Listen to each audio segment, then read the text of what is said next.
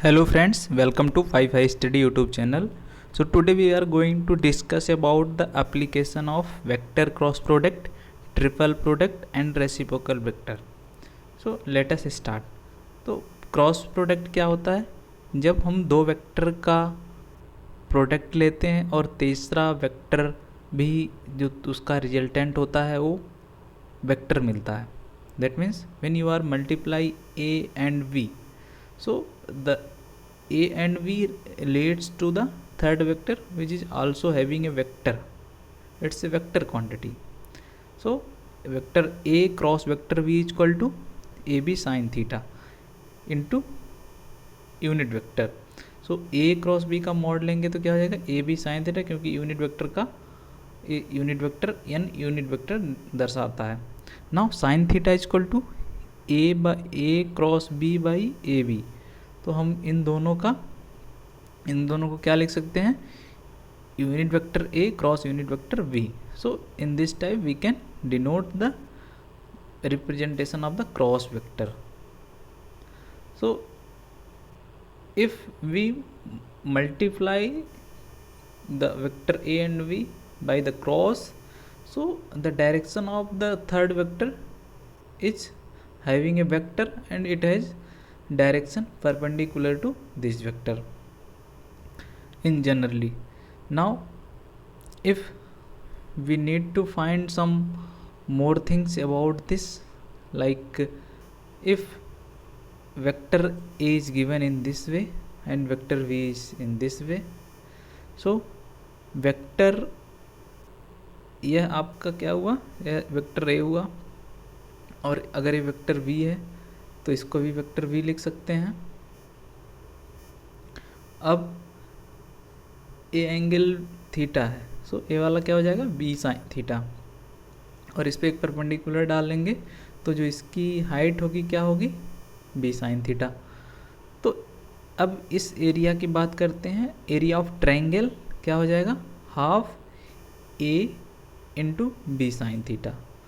सो इसको क्या लिख सकते हैं ए बी साइन थीटा को ए क्रॉस बी, इसका magnitude. So area of parallelogram क्या हो जाएगा? एरिया ऑफ पैरेललोग्राम हमने इतने का एरिया हमें पता चल गया, अब इसका डबल कर देंगे तो पैरेललोग्राम मिल जाएगा. Now 2 into half into a b sine theta. तो vector a cross vector v equal to उसका मॉड ले लेंगे तो क्या मिल जाएगा एरिया ऑफ पैरेललोग्राम.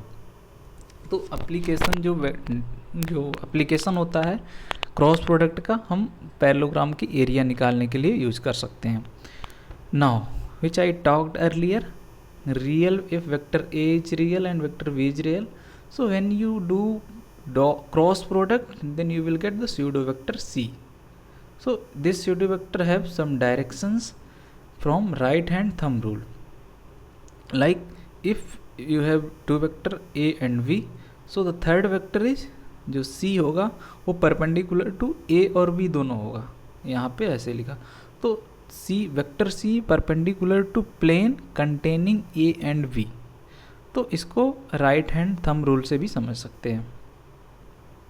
अब बात करते हैं, जैसे हमने पहले बताया था कि x डायरेक्शन में वेक्टर को i यूनिट वेक्टर को i से रिप्रेजेंट किया जाता है, y डायरेक्शन में j से और z डायरेक्शन में k से. अब अगर i क्रॉस j है तो उसको क्या लिख सकते हैं k, j क्रॉस i है तो उसको क्या लिख सकते हैं i. तो इसमें क्या होता है अगर हम क्लॉकवाइज बात करें, i अगर यहाँ पे i है j है और k है, तो i cross j equal to k, j cross k equal to i. अगर हम क्लॉकवाइज डायरेक्शन में जाएंगे तो हमेशा हमें जो उनका दो यूनिट वेक्टर का cross product third unit vector positive में मिलेगा. जैसे j इंटू के इक्वल टू क्या हुआ i हुआ, लेकिन k इंटू जे क्या होगा, k इंटू जे क्या होगा वो anti clockwise, that means it is negative. तो इस प्रकार अगर k इंटू आई है तो उसका j होगा, i इंटू के है मतलब i j एंड k, एक सर्किल बनेगा i j एंड k. तो इस प्रकार हम इसको इस टाइप से डिनोट कर सकते हैं. लाइक हमने एक वेक्टर माना i और एक i है, एक j है और एक k है. ठीक, अब i से j में जाएंगे, j से k में जाएंगे और k से i में जाएंगे। तो जब हम i से j में जाएंगे तो वेक्टर जो मिलेगा i और j का dot product cross product k मिल जाएगा। तो इस प्रकार से हम इसको समझ सकते हैं। नाउ इफ़ दो वेक्टर है उनका जो क्रॉस प्रोडक्ट होता है सेम i क्रॉस i 0 होगा, j क्रॉस j 0 होगा, तो सेम वेक्टर का क्रॉस प्रोडक्ट 0 होता है। क्यों होता है? क्योंकि सेम वेक्टर रहेंगे तो उनके बीच का एंगल 0 होगा। तो ए बी साइन थीटा वाले फार्मूला से साइन थीटा इक्वल टू 0, तो क्रॉस प्रोडक्ट क्या हो जाएगा? 0 हो जाएगा। Now if C vector is perpendicular to A और C vector is perpendicular to B, so दोनों को कंबाइन करेंगे तो सी क्या हो जाएगा? A cross B. अब यहाँ पे C perpendicular to plane containing A and B, तो C equal to B cross vector equation of plane. तो अगर हम एक्स वाई प्लेन की बात करते हैं तो वहाँ पे जो यूनिट वेक्टर होगा वो आई प्लस जे होगा। वाई जेड प्लेन में यूनिट वेक्टर क्या होगा? जे प्लस के होगा। और जेड एक्स में क्या होगा? के प्लस आई होगा। तो इसको इस प्रकार से हम समझ सकते हैं। Now normal vector of 3i minus 4j कितना होगा? तो इस प्लेन के जो नॉर्मल वेक्टर कितना होगा? अब यूनिट वेक्टर क्या होता है आई और जे में? आई प्लस जे। तो इन दोनों का हम नॉर्मल वेक्टर कब निकालेंगे? जब इस वेक्टर को और इस प्लेन में जो यूनिट वेक्टर है उसको मल्टीप्लाई कर देंगे, क्रॉस प्रोडक्ट ले लेंगे। अब दोनों का क्रॉस प्रोडक्ट लेंगे तो सी वेक्टर क्या हो जाएगा? 3k प्लस 4k, इनको दोनों को ऐड करेंगे तो 7k। तो 7k आपका आंसर आ गया। तो इस प्रकार से और भी इसके जैसे -7k, इसका डायरेक्शन दूसरे साइड में, बट ये भी परपेंडिकुलर होगा। k की भी डायरेक्शन वही होगी, परपेंडिकुलर होगी, तो -k की भी परपेंडिकुलर होगी। 4i प्लस 3j ए कॉन्जुगेट है तो ये भी परपेंडिकुलर होगा।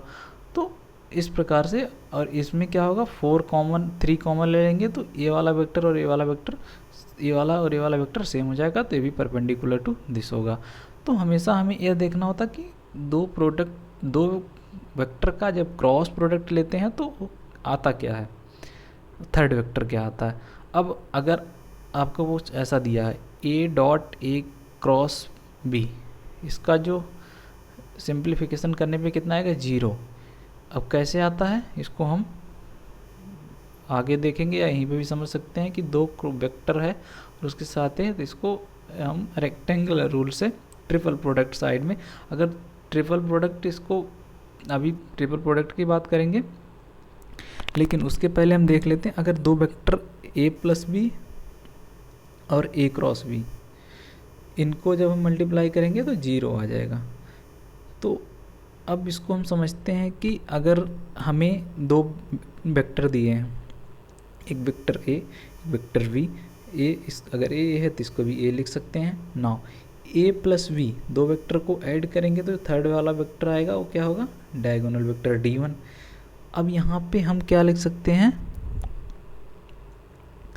a vector plus d vector equal to r vector. a vector plus diagonal vector equal to r vector, ऐसे लिख सकते हैं। अब जो d वेक्टर क्या होगा? d वेक्टर को क्या लिख सकते हैं? b माइनस ए, दिस दूसरे वाले डायगोनल में, इस वाले में। तो इसको हम इस प्रकार लिख सकते हैं। तो b वेक्टर जो होगा उसको हम लिख सकते हैं d1 प्लस d2 बाई 2, और a वेक्टर को क्या लिख सकते हैं? d1 minus d2 by 2। अब अगर हम एरिया ऑफ पैरेललोग्राम क्या होता है? Vector a cross vector v, तो इसको इस से लिखेंगे। तो इसको सॉल्व करने में क्या आता है? हाफ इंटू डायगोनल वेक्टर का क्रॉस प्रोडक्ट। तो अगर आपको डायगोनल वेक्टर दिया गया a वाला और a वाला, तो आप यहाँ से एरिया ऑफ पैरेललोग्राम निकाल सकते हैं, half of cross product of the diagonal vector. तो इस प्रकार से हम क्वेश्चन को सॉल्व कर सकते हैं। Now if diagonal of parallelogram is d1, this 2i plus j plus k and d2 equal to 3i minus j minus 2k, then find its area. अब डायगोनल आपको दिया है तो एरिया फाइंड करेंगे, half into cross product of diagonal. तो cross product कैसे निकालते हैं? i, j एंड k को ऐसे लिख लिया, फिर इस वेक्टर के जो i, j और k के कोफिशिएंट उसको लिख लिया 2, 1 एंड 1, 3, -1 एंड -2। अब क्या करना है कि हाफ तो यहाँ पहले ही रहेगा। अब इसको कैसे सॉल्व करते हैं? इस लाइन को हम देखते हैं। तो पहले आई लिख देंगे। आई लिखने के बाद इसके सामने वाली पूरी ये वाली रो और ये वाली कॉलम को नेगलेक्ट करेंगे, और ये जो छोटा वाला दिख रहा है 1 1 -1 -2 इसको सिंप्लीफाई करेंगे। 1 इंटू -2 करेंगे, -1 इंटू -1 करेंगे, तो 1 इंटू -2 और 1 -1 इंटू -1, फिर -2 + 1 हो जाएगा। इसी प्रकार -j लिखेंगे, इसको जब लिखते हैं तो -j के साथ लिखते हैं। अब ये वाली लाइन छोड़ देंगे, एक कॉलम छोड़ देंगे, ये रो छोड़ देंगे, तो 2 इंटू -2 = -4 -3, तो इस प्रकार हो जाएगा -7। ए वाले -4 इंटू -3, फिर के के साथ के वाला पॉजिटिव लिखेंगे, तो ए वाली इसको छोड़ देंगे, तो -2 दिस एंड दिस -2 -3, तो इसको सिंप्लीफाई करेंगे तो ऐसा आ जाएगा। तो इस प्रकार हम जो प्रोडक्ट होता है उसको सॉल्व करते हैं।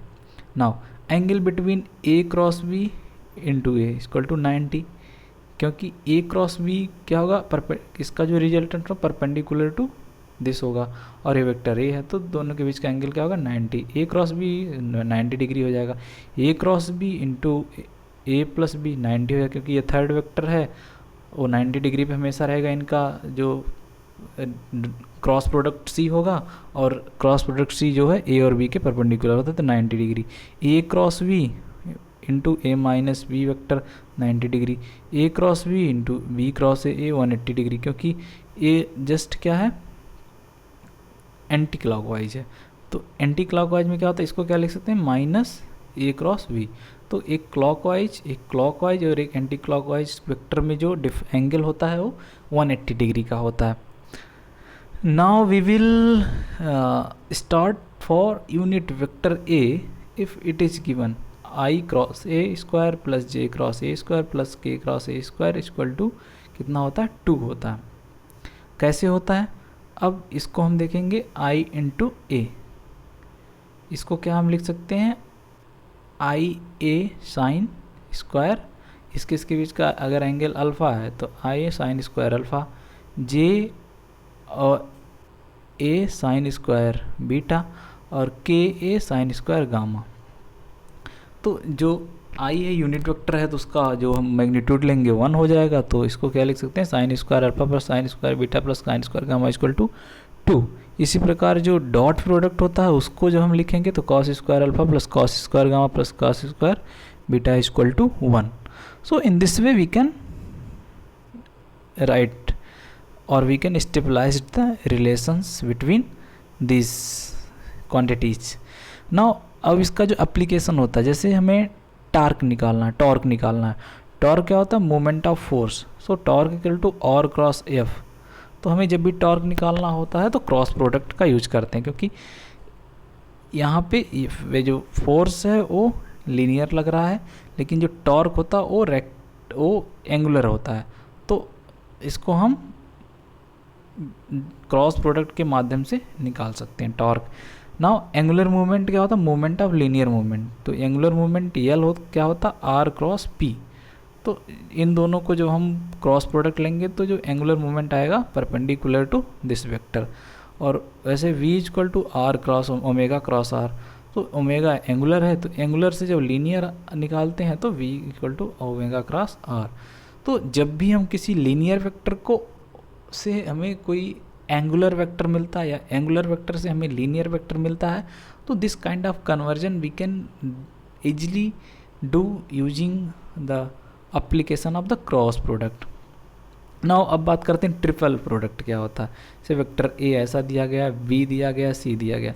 सो स्केलर प्रोडक्ट क्या होता है, स्केलर ट्रिपल प्रोडक्ट क्या होता है ए क्रॉस वी इंटू सी। इसको बोलते हैं volume of the parallelepiped. Volume of the parallelepiped. अब वॉल्यूम ऑफ द पैरेललोपाइप्ड को ऐसे भी लिख सकते हैं क्लोज्ड ब्रैकेट में ए बी एंड सी। अब इसको ओपन जब करेंगे तो क्या होगा b cross c into a minus c cross a into b, ये वाला रिलेशन होता है। अब इसको हम मैट्रिक्स फॉर्म में भी लिख सकते हैं। इस क्लोज ब्रैकेट में जो ए बी सी है एक्चुअली वॉल्यूम को शो करता है ऑफ पैरेललोपाइप्ड। तो ऐसे लिख सकते हैं row wise A1 A2 A3 यहाँ से B1 B2 B3 यहाँ इसका coefficient and C1 C2 C3 I J K का कोफिशिएंट। तो इस प्रकार हम पैरेललोपाइड का जो वॉल्यूम है वो निकाल सकते हैं। For coplanar vector a b c equal to 0 find the lambda. अब क्या ए बी सी 0 मतलब वॉल्यूम इसका 0 दिया है, तो इसके जो आई जे के कोफिशिएंट है एक एक के हम ऐसे लिख देंगे 2 माइनस लेमडा 3, और इसका कोफिशिएंट आई जे के ऐसा लिख देंगे, और सी का कोफिशिएंट कितना 6 लेमडा माइनस 3 इंटू और यहाँ पे 4 है, तो इसका जो डिटर्मिनेंट होता है वो 0 होता है। अब इस चीज़ को हम सॉल्व कर लेंगे। इसको सॉल्व कैसे करते हैं, 2 और फिर इसके रो और कॉलम छोड़ देंगे, तो इनको 2 इंटू 4 8 और minus 3 into 4 minus 3 minus lambda minus lambda तो प्लस लेमडा हो जाएगा, और इसको छोड़ेंगे तो 4 3 12 इंटू माइनस 6 लेमडा और एक माइनस तो प्लस 6 लेमडा प्लस 3, इसको छोड़ देंगे तो 3 into 3 minus 9 and minus 12 lambda, तो इसको लिख देंगे। तो इसको सॉल्व करेंगे तो हमें जो लेमडा की वैल्यू आएगी वहाँ से हम वो हमारा आंसर होगा। अब हम बात करते हैं कि यहाँ पे ए क्रॉस सी इंटू बी अगर दिया है, यह क्या है, क्लॉकवाइज डायरेक्शन नहीं है, ए है सी है फिर बी आ रहा है, that means a b c होता तो यहाँ पे माइनस नहीं आता, लेकिन अभी ए सी बी है, that means minus a b c. A into b cross a, तो इसका क्या होगा 0 होगा, क्योंकि दो किसी भी अगर यहाँ पे ए बी ए है तो इसको हम क्या लिख सकते हैं क्लोज ब्रैकेट में ए बी ए। अब दो रो क्या होगी यहाँ पे सेम हो गई, तो किसी भी डिटर्मिनेंट की दो रो अगर सेम हो जाती है तो उसकी वैल्यू 0 हो जाती है। इसी प्रकार इसमें तीनों रो सेम है तो इसका जो वैल्यू होगी वो 0 हो जाएगी। नाउ रेसिप्रोकल वेक्टर क्या होते हैं, जैसे आपके पास कोई वेक्टर ए है, a of reciprocal equal to a star reciprocal vector of a, उसी प्रकार b reciprocal equal to b star equal to reciprocal vector of b, c star equal to c dash equal to reciprocal vector of c. तो जो reciprocal vector होता है a vector reciprocal of a equal to 1/a, तो इसको reciprocal बोलते हैं। अब a dot b cross c को क्या लिख सकते हैं हम a b c in closed bracket, तो ए यहाँ से हम ए को क्या लिखेंगे a b c divide by b cross c. अब इस वाले और इस वाले इक्वेशन को हम एक साथ लाएंगे तो क्या लिख सकते हैं ए क्रॉस और 1/a वेक्टर को क्या लिख सकते हैं बी क्रॉस सी 1 क्लोज ब्रैकेट में ए बी सी। और पहले और दूसरे वेक्टर से हमने ए का रेसिप्रोकल ऐसा लिख दिया b cross c upon a b and c. इसी प्रकार बी ऑफ रेसिप्रोकल को क्या लिख सकते हैं c cross a divide by a b c, और सी रेसिप्रोकल को क्या लिख सकते हैं a cross b divide by a b c. तो एक का हमने लिख लिया, तो सेम पैटर्न को और दोनों वेक्टर के केस में फॉलो किया रेसिप्रोकल के लिए। अब यहाँ पे दिया गया है a equal to i plus j, b equal to j minus k, c equal to 2i plus 3j plus 4k। तो यहाँ पे आपको फाइंड करना है रेसिप्रोकल वेक्टर ऑफ सी। तो सी के केस में हमने क्या देखा था a cross b divide by a b c. अब ए बी सी क्या है डिटर्मिनेंट ऑफ दिस वेक्टर, तो ए बी सी हमने निकाल लिया। ए बी सी में क्या लिखेंगे determinant of coefficient of I J and के ऑफ ए बी सी, तो ए वाले को इस लाइन में, बी वाले को इस लाइन में, सी वाले, तो इसका ए बी सी का जो वॉल्यूम भैया कितना आ गया 5 आ गया, तो ए वाली वैल्यू हमें मिल गई। अब क्रॉस प्रोडक्ट लेना ए और बी का, तो क्रॉस प्रोडक्ट ले लेंगे, क्रॉस प्रोडक्ट लेंगे तो 2k माइनस आई, तो 2k माइनस आई बाई 5 इसका आंसर हो गया। Now if you have to given a vector a plus b, vector b plus c, vector a minus c, इसको हमने क्लोज्ड ब्रैकेट में लिखा, that is called volume of this quantity. तो इसको हमें फाइंड करना इसकी वैल्यू कितनी आएगी। अब इसको हम क्या लिख सकते हैं, एक को हमने ए प्लस बी को बाहर इस और इस वेक्टर का जो हमने क्रॉस प्रोडक्ट लिया into dot product of this minus cross product of this and this into cross product of this into a plus b. तो इस प्रकार से हम इसको सॉल्व करेंगे। अब हम इसको सॉल्व करते हैं दिस एंड दिस टर्म, तो then we will get this type of form, and अब इसको सॉल्व करते हैं दिस टाइप। अब यहाँ पे क्या है बी सी ए है, तो इसको क्या लिख सकते हैं ए, या क्लॉकवाइज में तो इसको ए बी सी लिख सकते हैं। अब यहाँ के ए बी सी है तो इसको भी ए बी सी क्लॉकवाइज में है, तो a b c minus a b c equal to 0, तो इसकी पूरे की वैल्यू कितनी आ गई, 0 आ गई। Now in a same pattern if you have triple cross product a cross b cross c, if you have a cross b cross c ऐसा है, तो इसको क्या लिख सकते हैं, b को बाहर लेंगे a क्रॉस सी माइनस सी को बाहर लेंगे a डॉट, इसे इसका लिखना है तो क्या लिखेंगे b फिर ब्रैकेट में a डॉट c minus c into a dot b. यही सेम पैटर्न में इन दोनों को भी लिख सकते हैं। Now we will solve one problem for body moving in a circle at an instant v is given in this form and r is given 3i plus 4j। तो फाइंड करना कि रोटेशन कितना होगा, रोटेशन वेक्टर हम जानते हैं v equal to omega cross r। अब r से दोनों टाइप में वेक्टर प्रोडक्ट क्रॉस प्रोडक्ट ले लेते हैं, v cross r equal to omega cross r into r। तो r क्रॉस v इसको लिखेंगे तो इधर क्या लिख सकते हैं, r cross omega cross r। r cross v को क्या लिख सकते हैं, यहाँ पे ट्रिपल क्रॉस प्रोडक्ट है तो omega into dot product of r into r minus r यहाँ पे लिखेंगे और multiplication of omega into r. तो r cross v equal to क्या, ओमेगा आर स्क्वायर हो जाएगा। तो यहाँ से ओमेगा क्या है, r cross b by r square. तो आर और वी का क्रॉस प्रोडक्ट ले लेंगे और आर स्क्वायर आपको यहाँ से निकल जाएगा। Now we will know about the required minimum number of unequal coplanar force for equilibrium, which how many minimum force are required for the case of coplanar of vector in case of equilibrium। तो body क्या होती है, जो भी body equilibrium में होती है उसके लिए क्या होता है, एफ नेट इक्वल टू 0 होता है। तो फोर्स को किस टर्म में रिप्रेजेंट करते हैं, डिस्प्लेसमेंट के टर्म में। एफ नेट 0 है, इसका मतलब नेट डिस्प्लेसमेंट 0 है और वह क्लोज्ड साइकिल फिगर टाइप का कुछ है। तो इस केस में क्या होता है, मिनिमम नंबर ऑफ फोर्स जो होते हैं इक्विलिब्रियम के लिए 3 फोर्सेस होते हैं। अगर मिनिमम 3 फोर्सेस किसी बॉडी पे हैं तो वह बॉडी इक्विलिब्रियम में है। एंड फोर्स को रिप्रेजेंट करते हैं साइक्लिक फिगर में।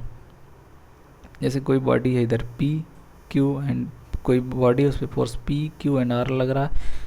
P के सामने वाला एंगल अल्फ़ा है, Q के सामने वाला एंगल बीटा है और R के सामने वाला एंगल गामा है। तो इससे हम क्या लिख सकते हैं, इसको हम इस तरह से कन्वर्ट कर देंगे तो ये वाला एंगल कितना हो जाएगा, 180 minus this pi minus this pi minus this pi minus this.